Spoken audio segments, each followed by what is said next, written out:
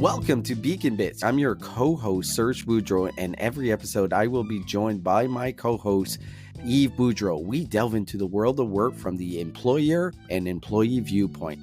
Kick back, relax, and let's talk work. Beacon Bits starts right now.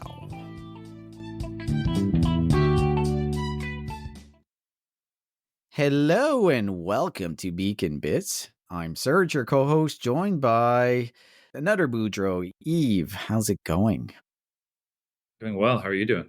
I'm doing well. It feels like forever since we recorded, even though we probably recorded a couple of weeks ago. Yeah, you must just really miss me.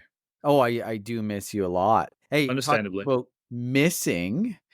I just heard Ryan, who we love, who's a genius at Career Beacon, is back from paternity leave. Is he back? Is that official? Yeah, he's back this week. Didn't realize how much I missed him. But yeah, he just had a second kid. So he's back in the office. He's already caught up and made a really big impression this week with Ben and I. I don't know how he does it. As you and I are like this, Ryan tends to be a little bit higher up in terms of energy output. But when are you coming back, Serge?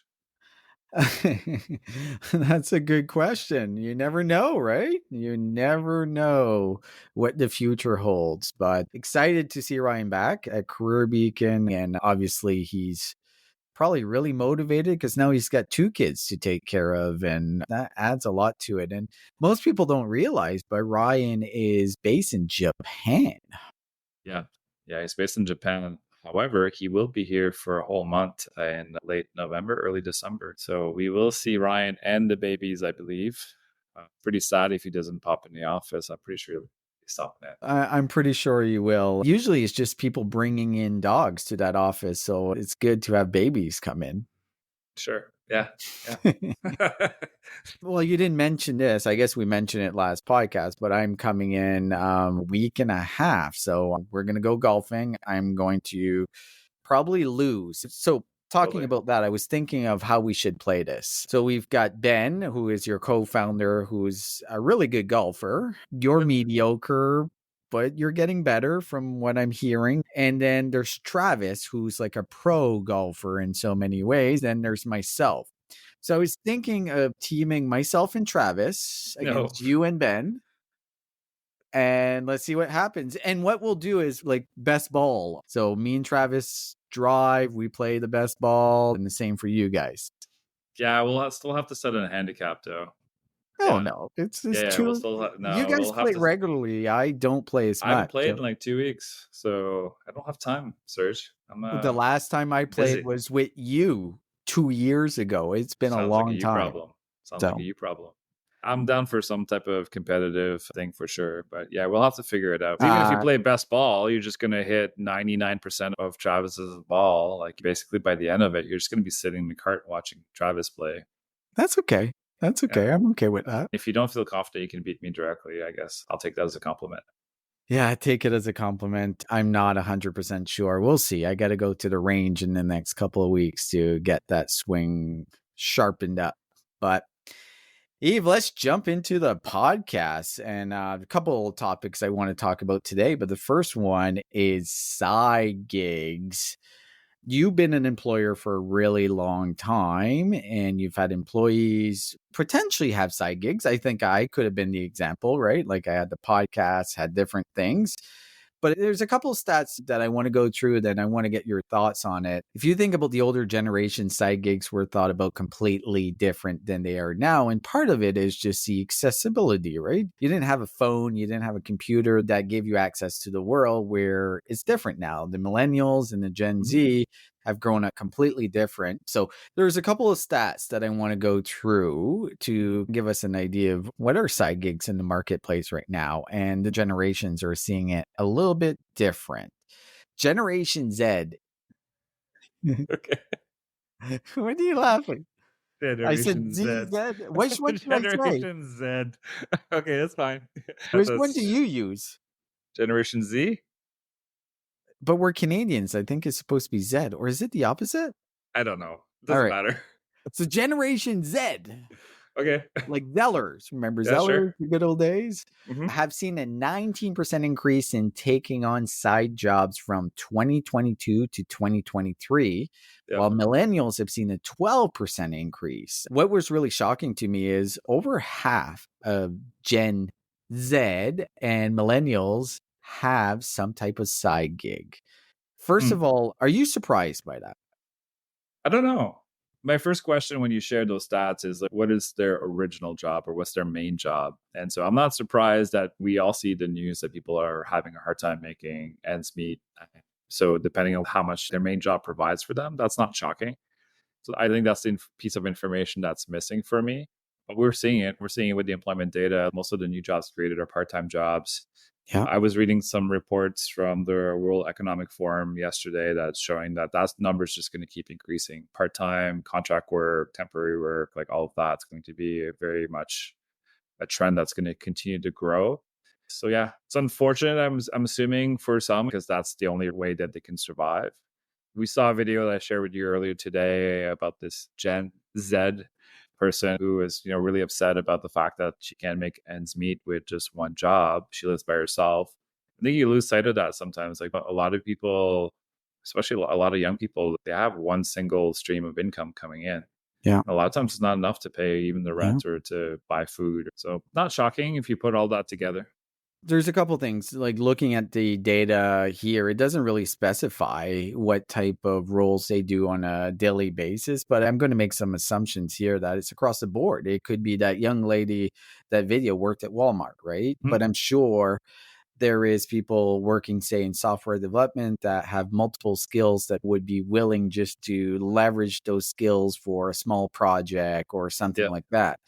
I think that's happening a lot. And I think how we look at work is a factor here too, compared to how we looked at it and how they look at it. They're seeing side gigs as a way to create flexibility and freedom in the future. The totally. challenge that a lot of them have is there's a difference of having a side gig and one contract and actually starting a business in that side gig, like all the finance, the bookkeeping, just the marketing, all those elements become really challenging. So not a lot of them are actually converting those side gigs into full-time work in the future, although that is the goal for many of them. Yeah. But when you say they need it to make a living or to pay their bills, I don't know if that's the driving factor. I'm going to say that the majority is looking more for that freedom or the ability to build those skills so they can do something else in the future, especially if they're in entry level jobs. Hopefully that's what they're doing. I'm definitely an advocate of that, especially when you're really young and you have more time available to yourself. Like there's a lot of videos out there. I hate that stupid shit where people are just like from 18 to 28, you should be working as much as you can and for as many hours as you have Mm, available towards setting yourself up. And sure, that's fine, but you're also missing 10 years of life. So what's the trade-off? But if you can squeeze in a few hours, additional hours to do something else, maybe you're not working into the job that you really want today. Maybe you're working in that job because it's the only option you have or it's the best option you have now, but you're developing an additional skill for the job you aspire to get. I also think sometimes it's good. Like I did it when I was a teenager or when I yeah. was in my early 20s. I did a ton of side work, but because I did a ton of side work, I also know that sometimes it's really gets difficult to balance because you start working in the evenings, in the weekends, you're putting late hours in, and then your main job starts to suffer from it because you don't have that much bandwidth really available to you. What's your Uh, thought there, Eve, though? Like you're an employer, you've had employees that have had side gigs. Like, how do you feel about it? I mean, I generally encourage it because everyone needs outlets, right? Everyone needs something else. Like sometimes your side gig might actually help your main gig because you can do something more expressive or you can do something that you may not be able to do in your day to day because you have very limited flexibility in how you do your job. So I'm actually a fan of it. And for most people that have done it with me, like it hasn't had an impact on their day to day because it's not like they were doing 40 hours a side gig work Yeah. per week. They might be doing a few hours here, a few hours there. For me, the only thing that I always want to make sure is it doesn't create conflicting optics of, Yeah. hey, are you working at this company or are you doing this? Which one is your primary? And then the second thing is making sure that you don't burn yourself out and then it becomes a detriment to every aspect of your life. Like your main job, you're not performing as well, there's obvious declines, or you're creating additional stress in your day to day because you can't keep up because you have obligations to your main job and you have obligations to your customers outside of work as well. And then you end up just getting yourself into a super anxious kind of situation. But I'm a fan of it overall though. But like our policy is just notify us. Let us know Yeah. that you The, yeah. the thing is, though, I get where you're coming from, but in some ways, I would be hesitant as an employer for someone to have a side gig that doesn't fit in the profile of what we're trying to do as a business. There can be side gigs that are aligned and actually Sure. whatever you're doing is going to help you. But it is a distraction. There is elements of, okay, compared to you being 100% focused on the job, it's your life, it's what you're really trying to drive. And when you have a side gig, you've got your own thing here that you're trying to build, or and I guess it depends what the side gig is, right? Some of it is strictly, I have this skill, I can edit videos, Sure. not passionate about it, but I can do it really quickly and make easy money doing it, compared to someone building a brand or building their own company on the side. It's a little bit different. I think those guidelines have to be put in place really quickly between the employer because it can go bad. Yeah, it's one of those things that it's hard to really say, hey, this is a policy, a blanket policy across every role. Like, yes, we're an established company. We bought it, we acquired Career Beacon. It's been around for 20 years, but mentally, psychologically, we operate as a startup. And I want everyone on this team to think about within their roles, how do you contribute to the organization long term? Like, how do you be the best at what you do? Yeah, And we create that environment for someone to be able to essentially be the best at it. And that requires going beyond the 9 to 5. That requires you like reading books about the industry that you're in. totally. But if you can get side gigs that allow you to become the best at what you're doing, that's fine. But if you think about the big names in any industries, I guess Johnny Ives would be the name that Yeah. most people would be familiar with, which was a designer at Apple. Do you think Johnny Ives was going around and doing side projects while they were building the That's company? a good Right. point. But Um, also, I'm sure he was involved in different boards. He had totally. Yeah. something Absolutely. Yeah. separately, but none of us are Johnny Ives. But I think the challenge here is, how do you make sure it actually drives your main income? And I think a lot of people forget that, yeah, that's what's paying the bills. And like, someone is trusting you to do the job they got hired. And you can't forget about that because you're burning bridges if you don't. It's a simple question. Does it allow you to get better at what Yeah. you do? And does it align with where you want to go in your career? And does it align with the organization's objectives? And if you check those boxes, I don't really have an issue. The only reason I'd like to know about it is I want to understand how it ties into the bigger picture. Yeah. I've had people here that have had speaking opportunities. I'm always a fan of that, right? They have the opportunity to go deliver a workshop on something because they've been putting themselves out there through our company, through either content or whatever that's created. And then they get approached to such a deliver a workshop. I'm a huge fan of that. Go and do it, get paid for it. But I wouldn't go out there and present myself as Yves Boudreau and not tie it to the business, Yeah. right? I'm not going to go and say, hey, I'm a HR/AI in the workplace consultant.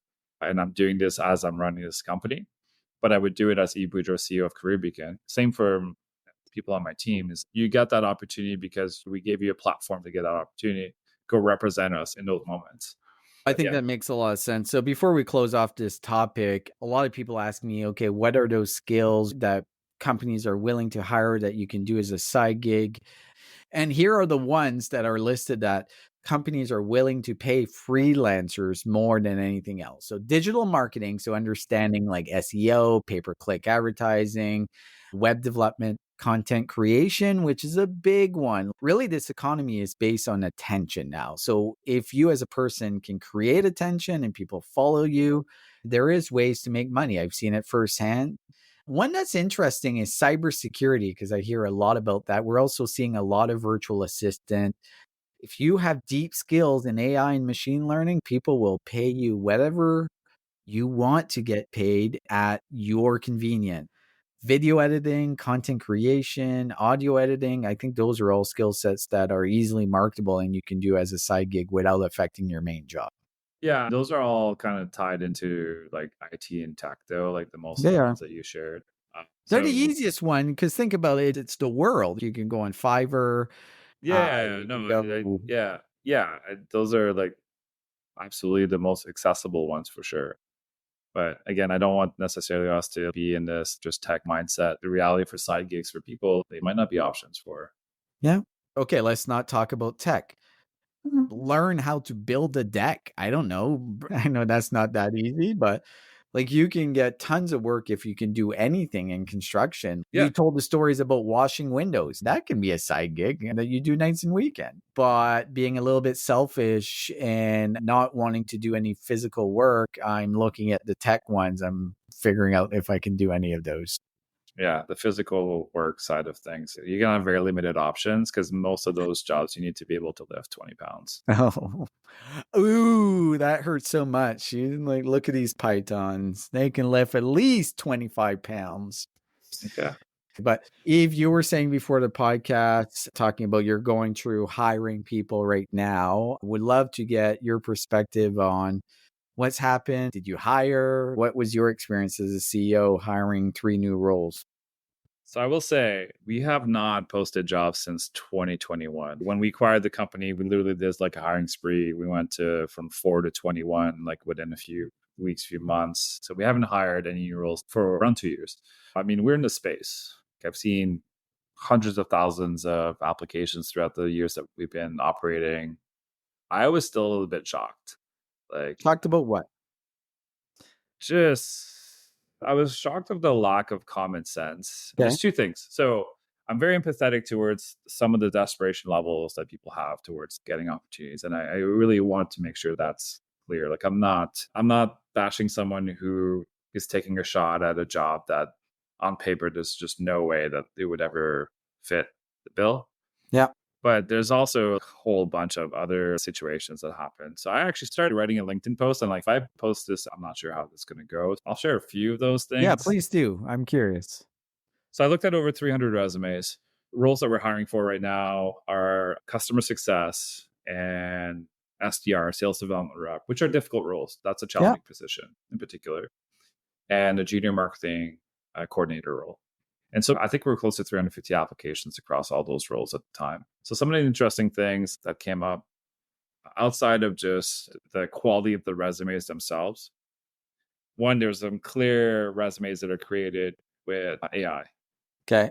Again, I'll give you an example. I'm not going to name any names, but someone who worked at a retail store stocking shelves, AI made that resume seem like he was in charge of supply chains for the largest retailer in North America. And then the opposite of people who their resumes are so bad that I was like, how did you not use any of the millions of tools that are out there that could help you? It was Yeah. literally like, but within that, it's just someone who's applying for a marketing role who has literally no experience in that industry whatsoever. I understand that you think we might take a leap of faith on you and give you an opportunity, but you need to show something. Again, every job out there is important. Like I'm going to make that statement. Yeah. But if you've worked as, and I'm just using this as an example, like all your experience is cook in a restaurant, and then you're applying for a junior marketing role, Yeah. give me some singles or something in there. Did you take some online courses? There's some type of online certification? Is there something that you can tell me as a sign that you're like, Have maybe you because there are built some. something for that example? A marketing. Okay. Have you built like your own little brand or your own portfolio that you've been working on? Is that what you mean? Do you have Yeah. a LinkedIn profile? Like you're applying for a marketing role, yet I can't find anything about you anywhere. Yeah. So just that kind of like common sense. And again, I appreciate that people have struggles, but you're almost doing yourself a disservice. Again, there's transferable skills in that. Like even if you worked as a cook in a lot of these places, we're working under pressure. You're able to multitask. You have to logically prepare things so that they go out at the same time. So it might be some transferable skills, but there's some massive gaps there. What do you But think causes people like that to apply for jobs that they're obviously not qualified in any way and they understand that? It's just like they're playing the lottery? Is it career coaches that have told them to apply for every job? Is it just leveraging the AI tools and, hey, there's 282 jobs in Moncton, tailor my resume for all 282 jobs and I hope someone hires me? Like, what is causing this? I don't know. I think it might be a little bit of all of those things. Like I shouldn't be shocked. I haven't been in this industry, Yeah. but it was a lot of other things too. Like someone reaching out, seeing that we're hiring, sending me a direct message going, I'm looking for a job. Okay, what do you expect me to do? Or someone saying, which job do you think I'm better qualified for? Yeah. Or someone applying for all three jobs. You're basically Yeah. saying you're not really great at any of these things. Like you're making me decide which role you might be a better fit for. Again, sometimes those roles can be related. So I totally understand the concept. My thought process would be sure, apply for all three jobs, but maybe also consider saying, I'm applying for this job. And in your cover letter or your opening statement, say, Mm. hey, I believe I'm also qualified for these roles for these reasons. And then that could be something too. But a lot of organization, if you're applying for all jobs, you're automatically disqualified. They won't even look at your resume. You're right. I've seen it firsthand. It's less bothersome for recruiters. It's more bothersome for hiring managers in my experience. But I'll give you a hot take here for any career coach or anyone advising people to completely circumvent the process at large organizations by going directly to the hiring manager or even the recruiter. Apply first, go through the process, because Totally. a frustration for a talent acquisition leader is suddenly I built a process, we're streamlined, it's running, we're executing, candidates are getting feedback, there's no candidate ghosting, it's a quick process. Then suddenly I'm getting hiring managers coming to me and be like, hey, this girl reached out to me and we should interview her too. I'm like, did she apply through the process? I am not a fan of this advice, and I get it all the time on my LinkedIn of people trying to circumvent the process by going directly to the recruiter, hiring manager. Just go through the process and then find a way to differentiate yourself. And I know a lot of people are going to disagree with that, I'm not. but it screws up everything if you've got a really good process. It actually makes it worse for all the candidates. Sorry, that's my hot take. Yeah, I don't even think it's a hot take. I think it's the legit D take. Like, I've had that too. I've had people say, hey, I've applied for this job, but I understand that sometimes systems will automatically filter. I just want to make sure that you have an opportunity to see. And they'll send me the resume portfolio. And I was like, oh, that's good. Because that's someone who's thinking logically about they understand how the game works. And so I Yeah. don't mind that, but they've applied already. They're just Yes. basically trying to stand out. But yeah, there's been some like, I don't want to throw anyone under the bus, but I've already probably have Please this. do. But yeah, other things like as soon as you send a cover letter that's addressed to someone else, I'm sorry, literally one of the main things is attention to details.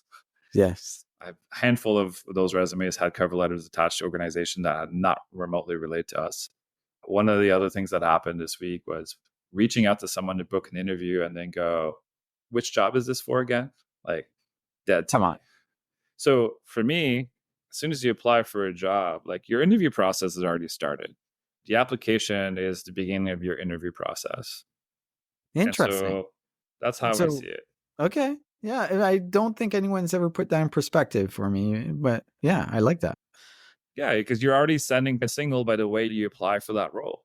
Yeah. And look, I know it sucks. There's a lot of companies who leave people in the dark. I get it.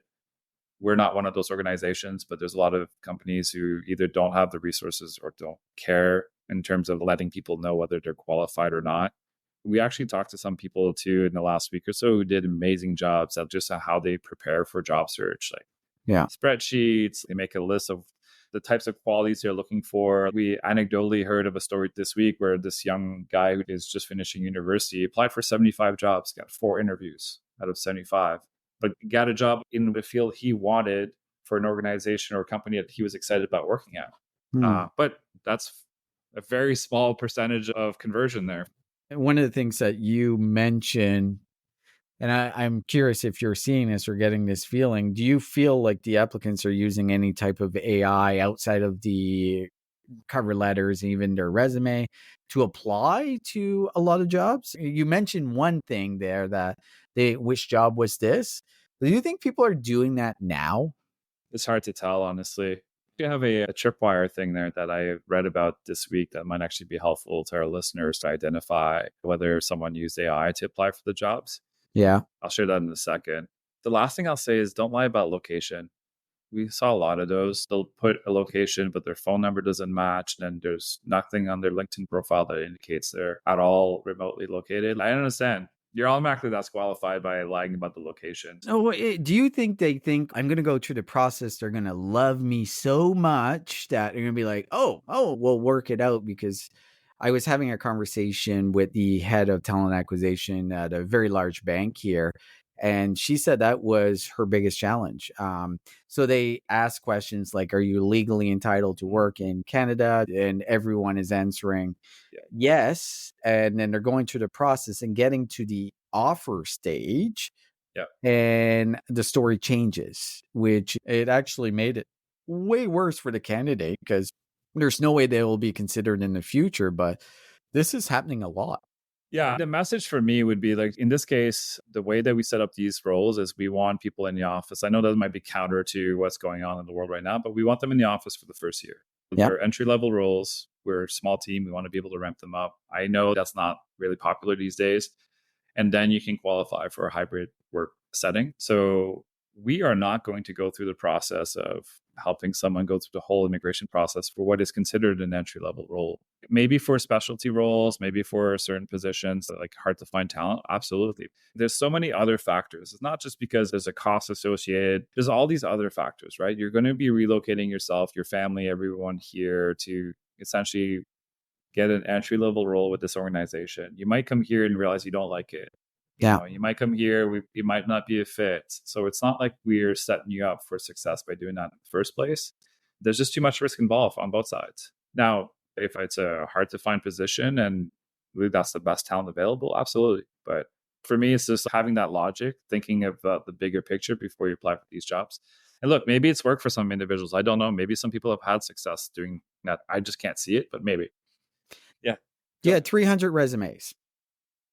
How many are you interviewing? What's the percentage of people that you're looking at their resumes and maybe doing an initial screening? Is it high? Because the reason I'm asking that is TA leaders are telling me the percentage of qualified candidates has never been lower than it is now applying for jobs. Like under 5% is the number that I keep hearing. Is that reality? I think we ended up getting a higher percentage just because I think we are a desirable employer. I would say we're probably closer to 10 to 15%. Okay. I'm not saying that these other companies, organizations are not desirable employers, but we did a really good job at just painting a picture of the organization and the way we approach the sourcing side of it. But I'd still say it's somewhere in the 10 to 15% range for the initial interview.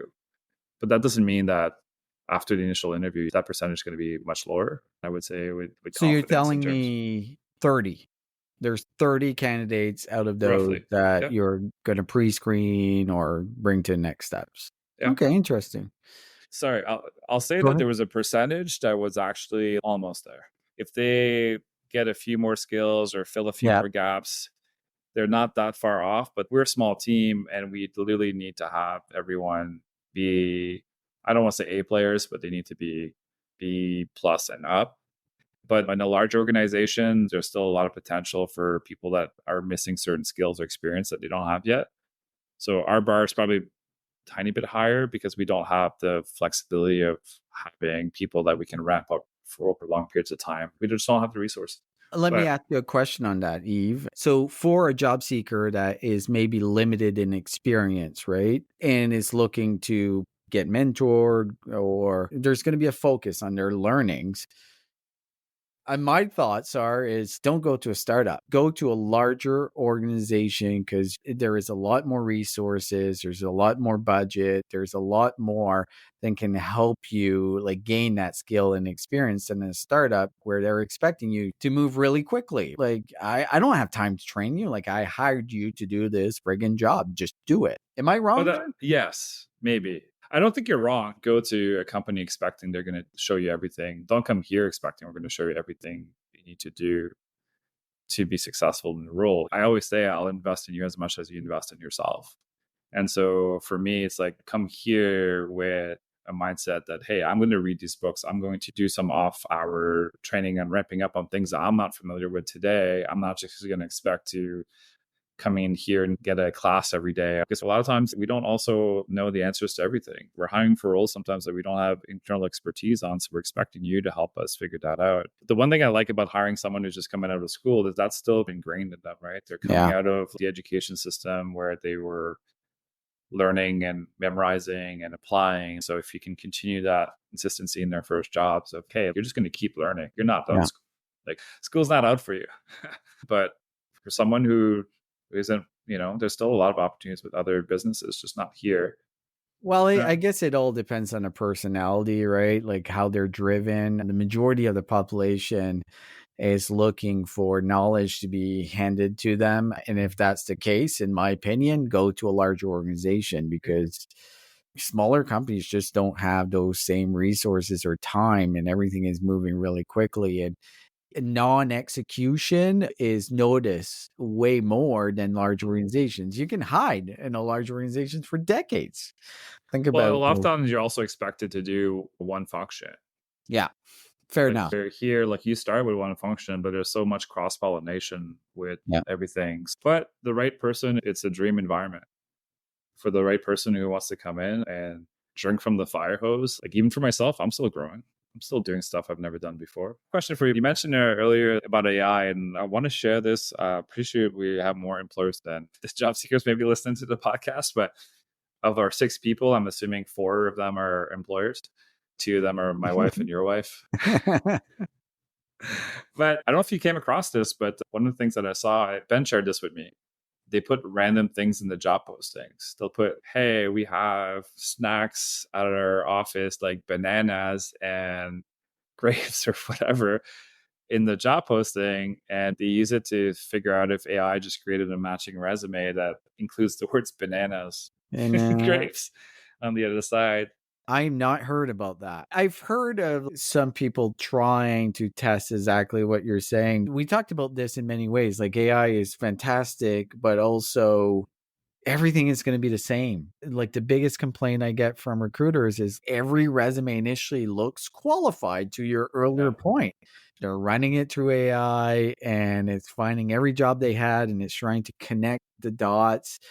And sometimes the dots just don't connect. It's really frustrating for recruiters right now. They're spending so much time just going through resumes and being like, the ones that stand out are the ones that are not AI. And I think it's the same for sales. People that are standing out are the ones that are leveraging technology in the background, but they're a real person and reaching out with real things that actually done that. Well, Really we good job. talked about this. Like standing out now should be easier for the right reasons and the wrong reasons, but standing out from carbon copies of everyone's templated resumes, like with a little bit of effort, it shouldn't be that hard these days to stand out in the process. But this has been a bit of a me ranting, and I want to make it clear I'm ranting because I want to be able to help literally everyone, Yeah. right? I feel like if we can be direct with some of the feedback, because I don't know if people are getting this type of feedback, like, hey, don't do this.